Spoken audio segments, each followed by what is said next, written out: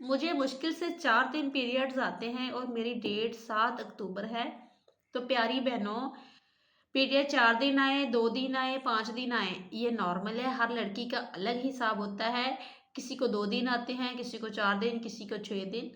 तो आने टाइम पे चाहिए। टाइम का मकसद ये है कि 2-3 दिन ऊपर हो जाए कोई बात नहीं, 2-3 दिन पहले आ जाए कोई बात नहीं। आपकी डेट अब ये नहीं कि 2-3 दिन पहले ही आने चाहिए। कुछ लड़कियों को 8 दिन पहले आ जाते हैं, यानी कि उनका साइकिल ही 22 या 25 दिन का होता है।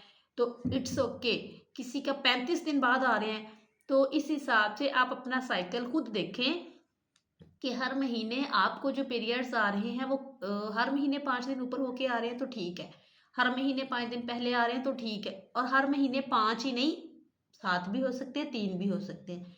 इतने से दिनों की टेंशन ना लें। अगर महीने में 2 बार आए या 3-3 महीने पीरियड्स ना आए, फिर आप लोगों को चेकअप करवाना चाहिए। फिर आपको अपने हार्मोन्स सेट करने चाहिए।